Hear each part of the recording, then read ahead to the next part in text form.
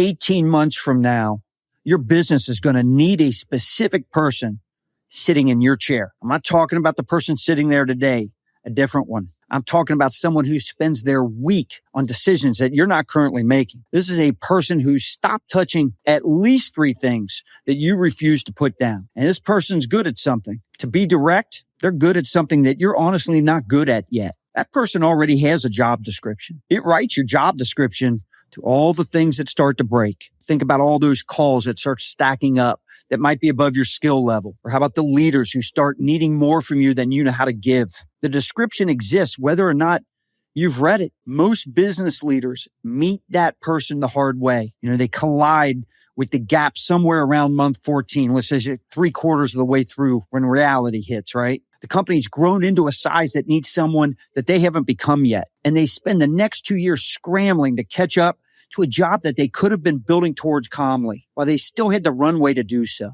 There's a better way to do this where you write that job description first for the role the business will need you in, not the role that you're already good at. And you start transforming yourself into that role before the pressure forces the issue. So here's what you're walking out of this conversation with today. A way to actually write down the role your business will need you running 18 months from now. I'm not talking about some vague aspiration about being, more strategic. I'm talking about a job description specific enough to schedule against. And then a simple way to start building towards that role this week. You'll put it on your calendar before you know how to fill it. And you're going to take the one skill that you're missing and you're going to turn that into a real project. When I say real project, I'm talking about with a deadline and a teacher, not a someday going to get this done, because we all know those usually never end up happening. You'll walk out of today with something to build, not a list of what's wrong. This episode's not about working and grinding harder. It's not about delegating more.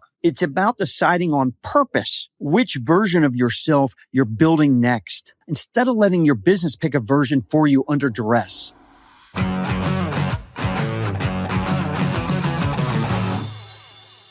Welcome to Business, Bourbon, and Cigars. I'm Scott Joseph. I've been building and scaling companies for over 3 decades. Automotive marketing at a national scale through J&L. Multiple dealerships that I acquired and ran through full restructures. And a lot of years sitting across the table from highly successful business leaders in every kind of business that you can name. I'm talking about, family companies doing 8 figures to enterprises 10 times that size. Different industries, same chair. The chair's a constant. So several years ago, I built Me Plus Ultra. It's a group for business owners and leaders who got tired of being the smartest person in their own building.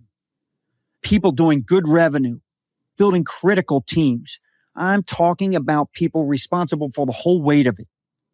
And inside that setting, in our working sessions, the same thing keeps resurfacing regardless of the logo that's on the door.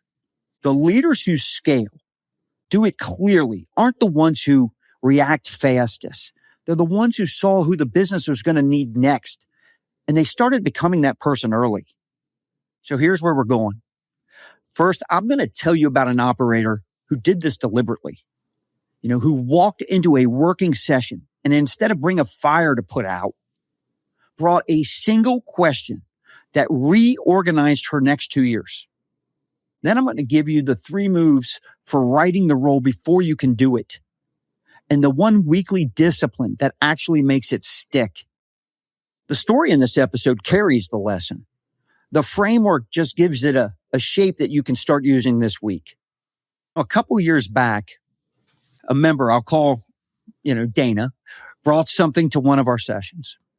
She runs a commercial services company, flooring, specialty coatings, the unglamorous stuff that goes into hospitals and distribution centers.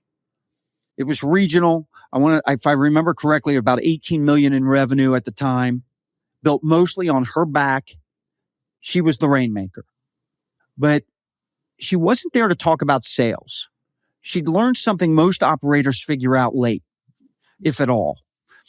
That's the fire of the week is rarely the thing that actually is holding you back. So she came in with a different kind of problem, and she put it plain. It was very direct. She says, I think the business is about to outgrow me, And I want to figure out who it needs me to be before that happens, not after. That's a rare thing to hear out loud. Most business leaders, operators, they feel that sentence somewhere in their gut, but they never actually admit it. And Dana didn't bury it. She let the table dig in. And let me tell you, the questions weren't soft. We're talking about what decisions are you the bottleneck on right now? What will 18 million become? 25, 30, 40? At that size, what does the owner actually have to be excellent at?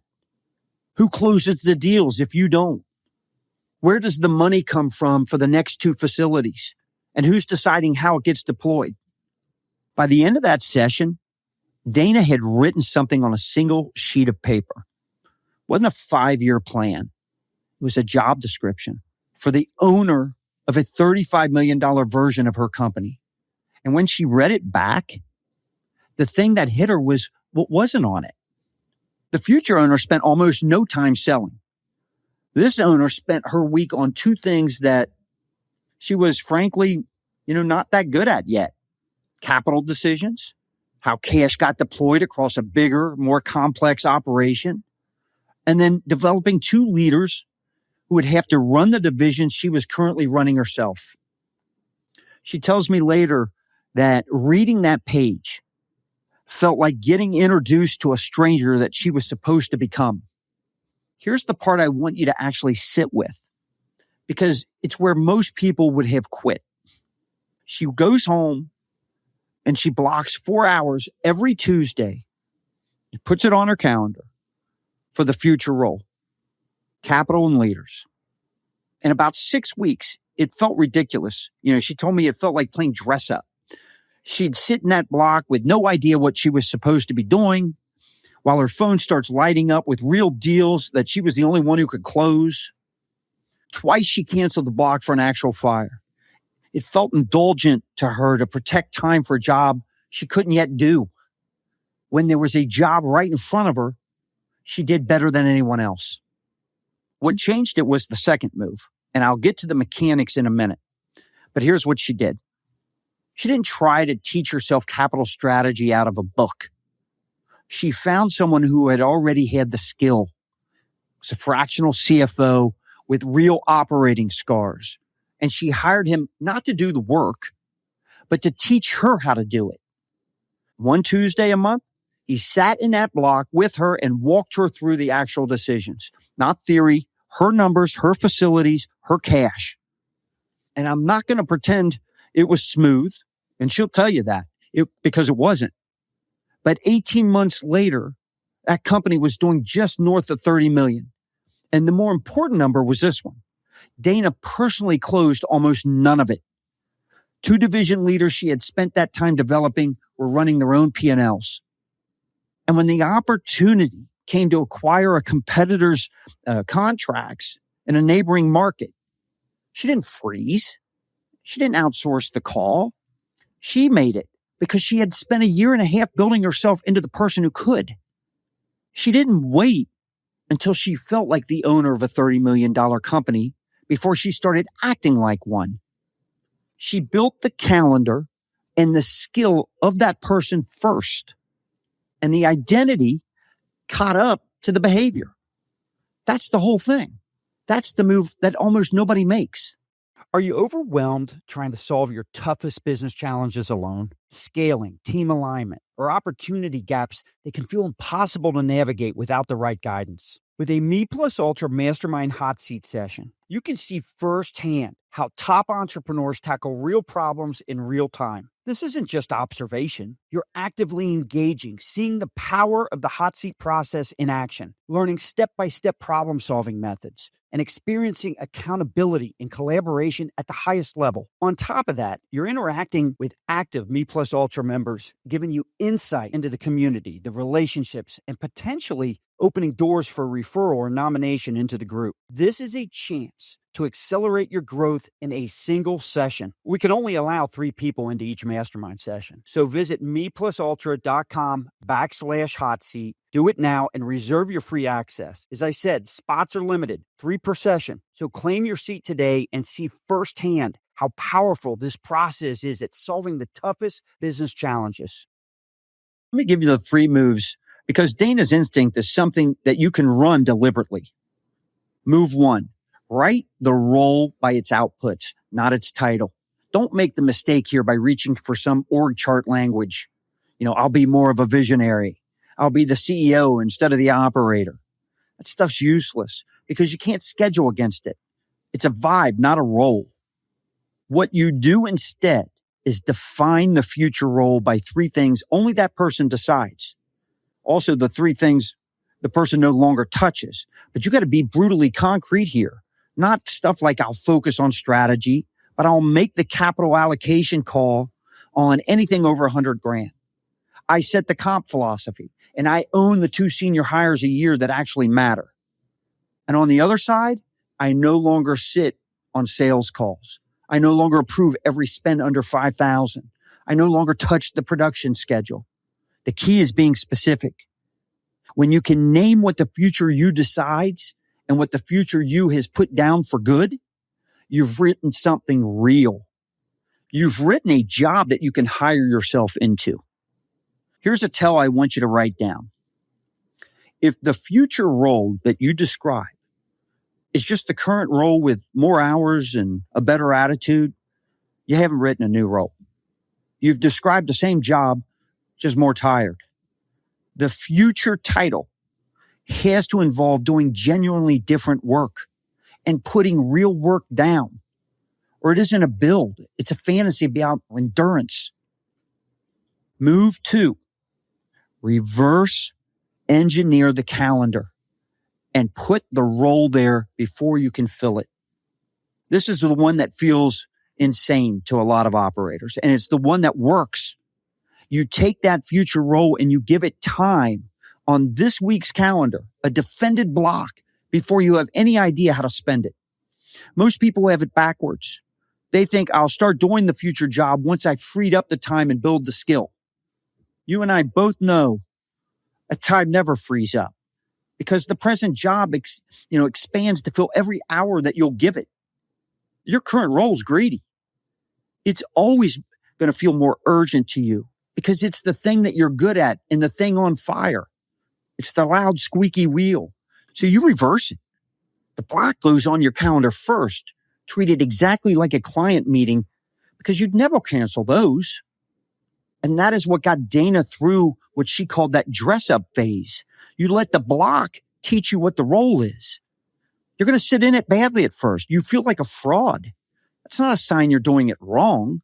That's the feeling of constructing a version of yourself that doesn't exist yet. The calendar drags you towards the person before you feel ready to be them. You don't grow into the title by waiting until you feel ready for it. You put the role on your calendar before you can fill it. And the calendar drags you into that person. Move 3. Turn the missing skill into a project, not a hope. Every future role requires at least one capability you don't currently have. Capital strategy. Maybe reading a market 2 moves ahead. Developing leaders instead of managing them. Whatever it is, for you. And you know what it is because it's the thing you hope someone else will handle so you never have to learn it. Here's the discipline. You pick the one skill that the future role most depends on, and you put it under construction with 3 things: a deadline, a teacher, and reps. Not, I'll read more about finance. Get rid of this vague, abstract crap. You want a specific person who already has the skill, sitting with you on a schedule, walking through your actual decisions until you can make them without them. Dana, she didn't hire her CFO to take capital off her plate. She hired him to make her dangerous at it. There's a difference, and the difference is the whole game. One keeps you the same and just adds dependency. The other builds the future owner. And notice what move 3 is really asking. It's asking for you to get worse, at least for a while, at the job you're best at. because you want to spend more learning hours on a skill you're clumsy at instead of billable hours on the thing you're elite at. That trade feels expensive in the moment. It goes against all your gut instincts. It's the single best trade you will make this year. Most operators spend years getting better at the job they already have. The actual build is getting deliberately worse at it, handing it down on purpose. So you have room to become who the business needs next. Now, the discipline that's going to hold all three of these moves together, one defended block a week for the future role, one skill under construction at a time, with a teacher, and a quarterly review where you read the job description back and ask one simple question. Am I closer to being this person than I was 90 days ago? Not, is the business bigger? That's not the question. Am I closer to the owner it's going to need? Because the business growing and you growing into what it needs, those are two different things. And you can only fully control one of them. It's funny. I resisted doing this for myself for years. I'd tell myself I was too busy running the company to sit around writing a description of some future version of me. The honest reason, was a lot different. Reading that page felt like admitting, the operator and the leader that I had been wasn't enough anymore. And quite honestly, it wasn't. That stung for a little bit, but then outside of my personal mission statement, it became the most useful page I'd ever written. Because for the first time, I was building toward a person I'd chosen instead of getting handed one by a crisis. The business already wrote the job description for the owner it needs next. The only question is whether you read it on purpose or is it going to be handed to you the hard way? So here's where I'm going to leave the lesson before I tell you where to take it. The leader you are today, running things right now, is good. Probably exceptional at the one thing that built what you have. But none of this is about, that person being wrong. It's about the fact that your business is a moving target and the role at the center of it keeps changing shape. And the operators who scale cleanly are the ones who started building the leader their business would need long before it became urgent. So write the page. Block the time before you can fill it. Put the missing skill under construction with a teacher and a deadline. That's your build. You can start the whole thing this week. And if this is landing and you're already half writing, that job description in your head, you're probably asking, where this kind of thinking actually happens. Because writing it alone is where most of these efforts go to die. You'll write the uncomfortable version, which is usually nothing more than your current job with a better title. And that's what Me Plus Ultra sessions, they're built for that. They're small, virtual. They're structured working sessions for owners and operators who are driven to level up and transform not only their business, but themselves. Every month runs 3 of them, each with its own job.